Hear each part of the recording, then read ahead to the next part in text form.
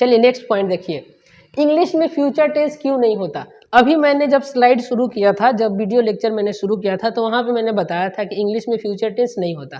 क्यों future tense नहीं होता, इसको हम लोग समझेंगे कि कार्य के समय के अनुसार क्रिया के अलग अलग रूपों को टेंस कहते हैं। अगर इस बात को शॉर्ट में कहा जाए तो हम ऐसे कहेंगे कि क्रिया के अलग अलग रूप को क्या कहते हैं, टेंस कहते हैं।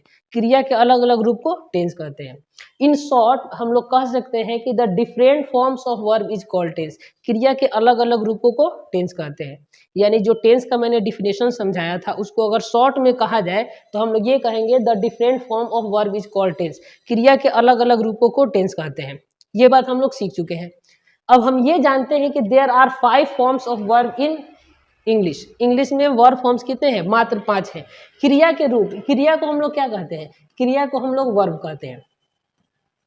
और इंग्लिश में वर्ब के फॉर्म कितने हैं, इंग्लिश में वर्ब के फॉर्म है टोटल 5।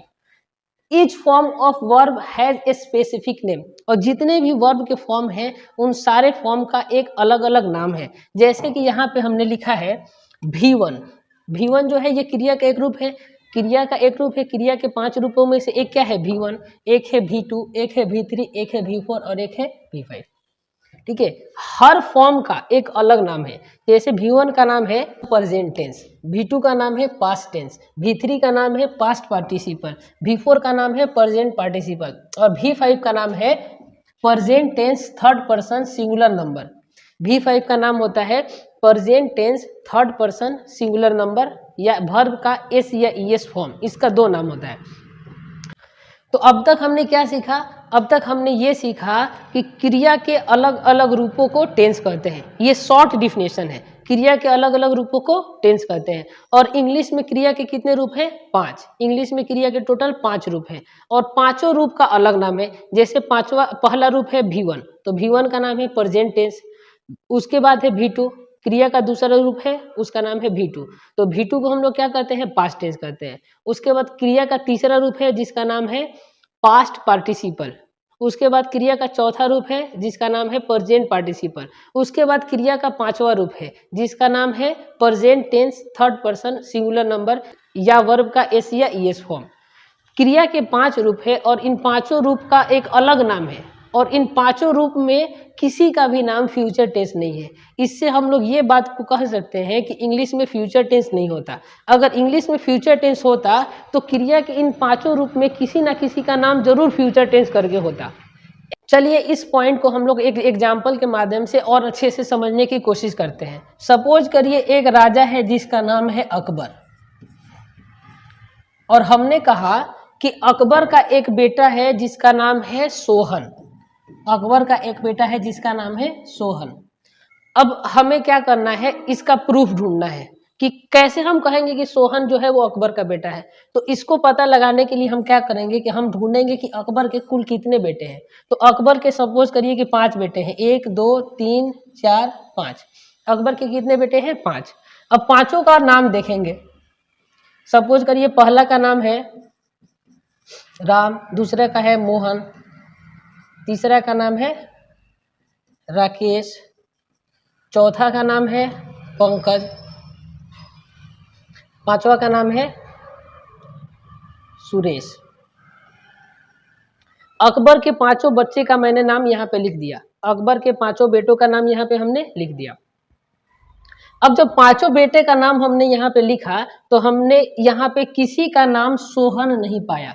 तो हम क्या कहेंगे कि जो सोहन है वह अकबर का बेटा नहीं है।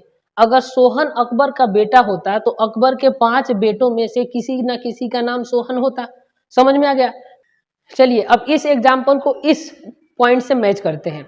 हमने यहाँ पे क्या पढ़ा था कि क्रिया के अलग अलग रूपों को टेंस कहते हैं। क्रिया के 5 रूप होते हैं और पांचों रूप का अलग अलग नाम है और उन पांचों नाम में किसी का भी नाम फ्यूचर टेंस नहीं है। इसीलिए हम लोग ये कहेंगे कि इंग्लिश में फ्यूचर टेंस नहीं होता है।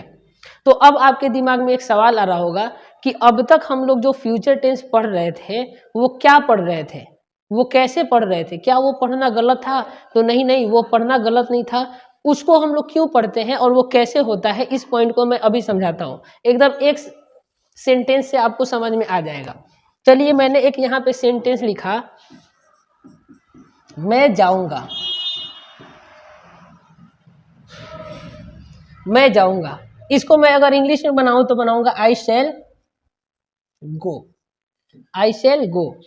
अब मैं ये पूछूं कि ये सेंटेंस किस टेंस का है, तो आप लोग बताएंगे कि ये जो सेंटेंस है वह फ्यूचर इनडेफिनिट का है। ये सेंटेंस किस टेंस का है, तो फ्यूचर इनडेफिनिट का है। लेकिन अगर मैं ये पूछ दूं कि इस सेंटेंस में टेंस कौन है, तो इस सेंटेंस में जो टेंस है वो है गो। गो जो है इस सेंटेंस का टेंस है, और जो गो है वह कौन सा टेंस होता है, तो गो जो है यह V1 है, और V1 को हम लोग क्या कहते हैं, V1 को हम लोग कहते हैं प्रेजेंट टेंस।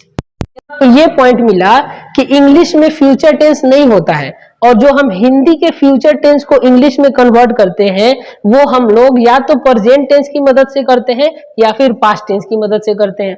तो यहाँ पे हमने जो गो लगाया था ये था प्रेजेंट टेंस, टेंस की मदद से हमने हिंदी के फ्यूचर टेंस को बनाया।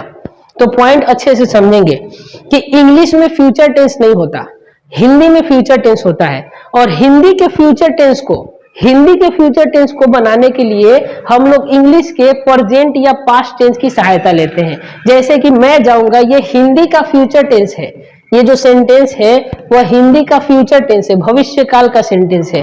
लेकिन जब हमने इसको बनाया तो आई शेल गो, यहाँ पे जो वर्ड आया था गो ये था टेंस, और हमने क्या किया है कि हमने इंग्लिश बनाते समय हिंदी के फ्यूचर टेंस को इंग्लिश में कन्वर्ट करते समय हमने इंग्लिश के प्रेजेंट या पास्ट टेंस की सहायता लिया। तो ये बात ध्यान में रखेंगे कि इंग्लिश में फ्यूचर टेंस नहीं होता है, और हम हिंदी के फ्यूचर टेंस को इंग्लिश में बनाते हैं। हिंदी के फ्यूचर टेंस को इंग्लिश में बनाने के लिए हम लोग प्रेजेंट टेंस या पास्ट पार्टिसिपल या प्रेजेंट पार्टिसिपल यानी इन्हीं सारे टेंसेस का सहारा लेते हैं। समझ में आया? अब नेक्स्ट स्लाइड देखते हैं कि अगले स्लाइड में हमें क्या पढ़ना है। चलिए अगला स्लाइड क्या कहता है, इसको अच्छे से समझिए। मैंने स्लाइड जब शुरू किया था स्टार्टिंग में, तो मैंने बताया था कि किसी भी स्ट्रक्चर में ऑब्जेक्ट लिखना गलत होता है। तो ऑब्जेक्ट लिखना क्यों गलत होता है, इस पॉइंट को हम लोग समझेंगे।